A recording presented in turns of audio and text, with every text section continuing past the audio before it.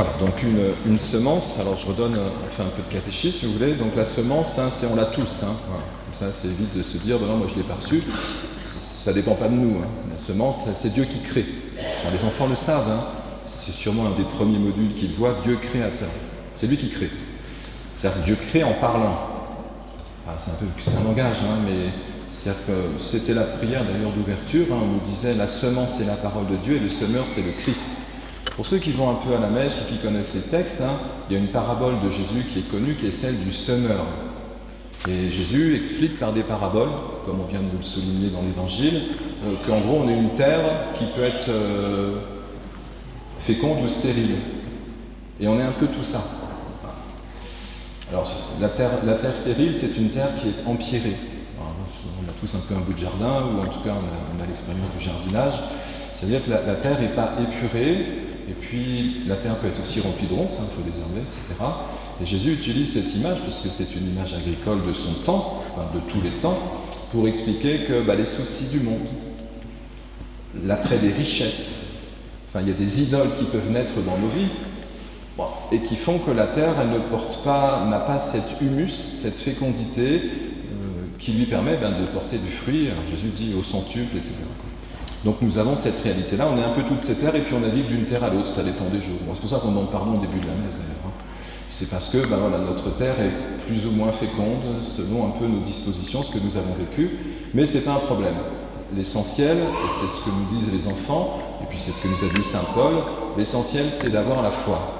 Alors ça se transmet pas. Hein. Vous pouvez enseigner, mais la foi c'est personnel. Chacun dit, ok, moi je fais confiance en Dieu, qu'on nous a présenté un peu lointain, hein, ce que j'entends très souvent d'ailleurs.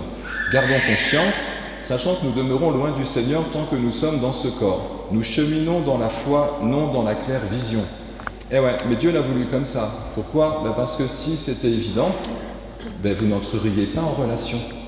Si on était obligé de se mettre à genoux, je ne dis pas qu'il faut faire, hein, si on était obligé de craindre Dieu parce qu'il nous surveille, et je sais pas, il y a eu un catéchisme d'un autre temps qui faisait peut-être un peu ça, ce Dieu que nous redoutons, parce qu'il est toujours là, ce que nous chanterons tout à l'heure, tu es là, mais il est là dans celui qui relève.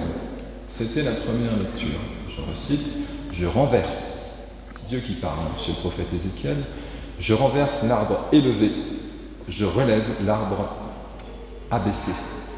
Je cite souvent l'adage en ce moment, que vous connaissez peut-être, hein, parce qu'on s'inquiète parfois de la réalité du monde, alors on dit l'arbre qui tombe fait plus de bruit que la forêt qui pousse. Et c'est très vrai. Cette semence grandit peu à peu. Mais pour qu'elle grandisse, il faut une terre humble, l'humus, l'humilité. Je l'ai souligné pour les enfants. C'est pas qu'ils font pas de bêtises, c'est vous les parents, puis vous avez les enfants. C'est juste qu'eux, ils restent dans cette confiance absolue.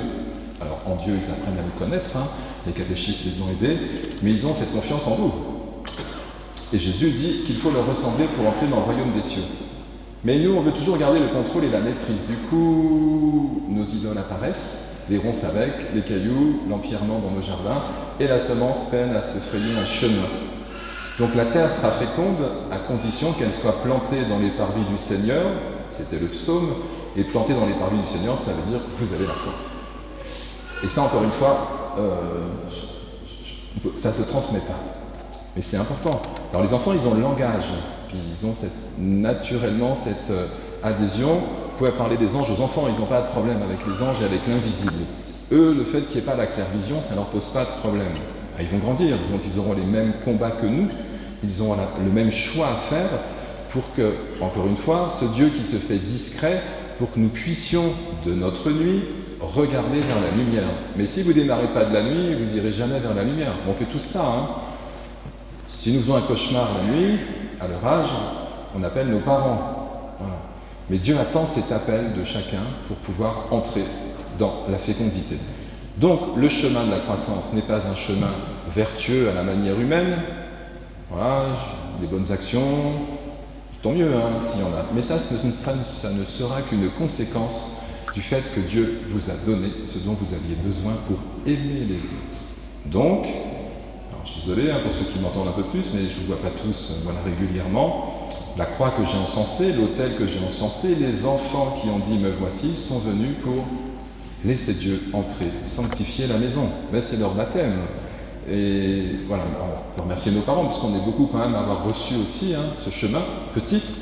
Puis après, c'est eux qui choisiront. N'empêche que la semence qui a été déposée, que tout le monde a, tout le monde, permet de passer de ce qu'on appelle l'enfant de Dieu universel. Chacun de nous l'est nécessairement, Dieu est Père. Et lorsque nous le reconnaissons, nous devenons fils de Dieu. C'est pas pareil. Ça veut dire que nous sommes appelés. Nous avons reconnu l'appel, nous y avons répondu. Alors Jésus nous dit, la plus petite des semences. Et c'est très vrai, si vous regardez les chrétiens, bon, moi je ne suis pas un chrétien place publique, ça veut dire, on peut les manifester dans la rue, mais je ne pense pas que ce soit notre rôle.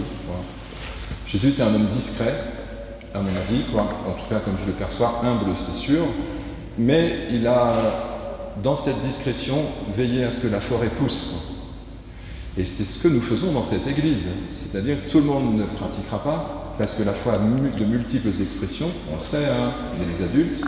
Par contre, il y en a quelques-uns qui ont besoin d'arroser le jardin souvent pour que la semence grandisse. Et c'est là où je voulais en venir, ce qui sera le cas pour les enfants, c'est que celui qui a reçu est aussi celui qui donnera. Jésus nous disait dans un évangile cette semaine, je ne sais plus pour quel saint patron, on va demander à Sœur Pascal, vous avez reçu gratuitement. C'est gratuit, l'amour de Dieu et des autres, donnez gratuitement. Mais tu ne peux pas donner si tu n'as pas reçu. Et si tu n'as pas reçu gratuitement. Si tu n'as pas humblement accepté la semence qui est déposée en toi, tu ne pourras pas nourrir les autres de l'épi de blé qui va germer dans ton jardin. C'est important, tout repose là-dessus. C'est ce qu'on appelle la croix. Alors pour ceux qui m'entendent, il y avait un baptême encore hier matin, une petite Océane, alors on l'a crucifié, comme il se doit dans une église. C'est-à-dire que nous l'avons présenté à Dieu pour que Dieu puisse entrer dans la maison et transformer l'enfant qui devient d'enfant de Dieu, fils de Dieu. Du coup, il entre dans la communauté des fils de Dieu, ce qui fait de nous des frères et sœurs. Vous savez tout ça, non? Vous le savez, non? On est des frères et sœurs. C'est souvent dans les lectures. Frères et sœurs. Ça veut dire que nous avons le même Père. Et puis tout à l'heure, nous prierons devant la statue de Notre-Dame d'Aquilon, puisque c'est la patronne de cette église. Les enfants, bien elle les conduira. Ils déposeront une fleur pour dire que nous demandons à Marie de nous aider à être une bonne mère pour l'enfant de Dieu que nous portons. C'est ça. On ne le présente pas comme ça, d'habitude. Mais n'empêche que on nous invite à prendre soin de cette semence, à être une bonne terre. Comment? Par la foi. Pas par mes mérites, non, par la foi. Je vous cite une autre parabole de Jésus. Jésus dit aussi, dans notre champ, il y a de l'ivraie et du bon grain. Il y a les deux, mais dans le cœur de chacun. Et donc, la tentation, ce serait d'enlever l'ivraie. Et Jésus dit, non, il ne faut pas. Parce que si c'est toi qui enlèves l'ivraie, tu risques de couper le bon grain aussi. Laisse Dieu trier. Ah oui, c'est plus difficile. Nous aimerions tellement arriver en posture clean. Non, c'est Dieu qui purifie. C'est Dieu qui sanctifie. C'est Dieu qui pardonne. C'est Dieu qui nous aime. C'est Dieu qui nous nourrit. Puis après, on pourrait continuer. Mais si c'est pas Dieu qui le fait, attention, la terreur peut venir. Et puis quand c'est une terreur au nom de la foi, ça peut devenir très vite dangereux, nous le savons. Non, Dieu humblement rejoint celui qui l'accueille. C'est la croix, c'est notre baptême et c'est notre croissance. Alors évidemment, si nous sommes appelés depuis la semence la plus petite, je l'ai dit, il faut de l'humilité pour accepter d'être aimé, cette petite semence sera la plus grande du jardin. Et les oiseaux feront leurs branches, feront leur nid dans ces branches. Alors les oiseaux, c'est une image des anges. Jésus prend des paraboles, des petites histoires, des fois c'est parle de pêcheurs. Il prend des paraboles et il nous explique que de fait, Dieu envoie ses messagers, ses saints, auprès de ceux qui se laissent conduire par lui. Donc ce qui fait notre communion fraternelle entre nous tous, c'était une des intentions des enfants en demandant pardon, c'est quoi? C'est ce qu'on appelle l'Esprit Saint. L'Esprit Saint circule partout. Il prend toute sa dimension lumineuse, sanctifiante, diffusante pour les autres, pour que nous puissions aimer notre prochain. Il prend toute cette dimension-là lorsqu'il a sa demeure en nous. Je suis planté dans le parvis du Seigneur. Vous savez, il y a plein de gens qui vont dans cette église ou d'autres églises que je ne vois pas, qui ne sont pas à la messe, mais qui s'arrêtent 5 minutes au fond. Mais que font-ils? ils lâchent prise. Nos églises ont été construites pour ça. Le Saint Crème qui est sur les murs, tout autour, c'est là où vous voyez des croix un peu genre celle-ci. Un évêque est venu à consacrer ce bâtiment, mais nos ancêtres le savent, ils y étaient. Nous, on hérite de cela. Mais ce lieu qui a été construit par les anciens, les architectes de l'époque, ils l'ont construit pour Dieu. Là, c'est pas une salle des fêtes, c'est pas une salle de concert. C'est un lieu consacré. Mais les enfants sont consacrés, et nous autres aussi par le baptême. Voilà, donc nous avons accepté que Dieu puisse être celui qui accomplira notre vie, et Dieu accomplit toutes choses avec perfection. Donc n'oublions pas, ou n'oubliez pas les enfants. Je n'en parle pas directement parce qu'ils sont petits encore, et ils ont déjà la disposition de cœur pour cela. Mais nous pouvons les aider, et puis ils feront aussi leur expérience de croissance, à faire, j'ai écrit un petit mot, en mon nom et au nom des catéchistes, une carte qu'on leur donnera tout à l'heure, pour leur dire, mais ne perdez pas cette confiance en un ami qui est fidèle. Le monde bouge, pas Dieu. Le temps s'ancrer dans quelque chose qui est éternel. C'est le même que pour ceux qui ont construit l'Église, le même flux, le même esprit. Et si cet esprit circule en moi et que vous en êtes récepteur puis émetteur, et que c'est vrai pour nous tous, nous sommes un seul corps, ce qui s'appelle le corps du Christ.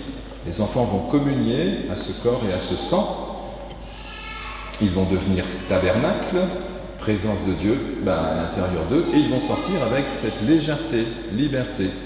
Voilà. Alors, les prêtres diraient volontiers que cette première communion ne soit pas votre dernière communion, mais bon, je ne suis pas inquiet pour vous.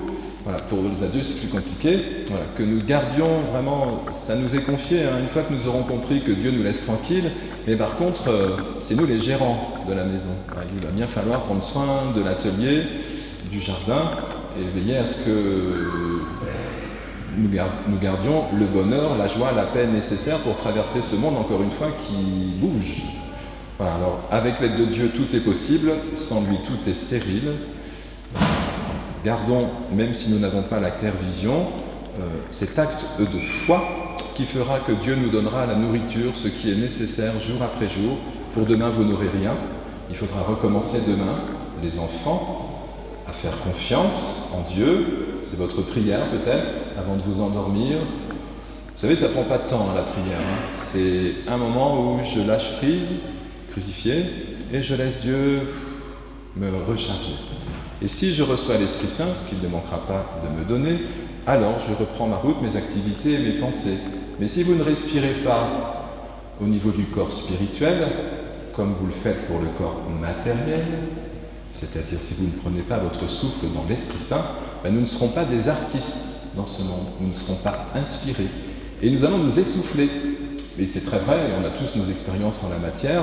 Je connais, sans citer quelqu'un dans cette assemblée, qui me dit « Moi, de temps en temps, je vais au lot parce que je me recharge. » Eh bien, de fait, si nous ne prenons pas ce temps gratuit, ça ne sert à rien, en fait.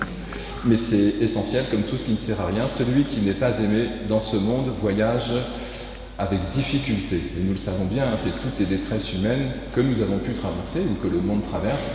Oui, mais celui qui est ancré dans la foi recevra l'aide immanquablement de celui qui nous aime inconditionnellement.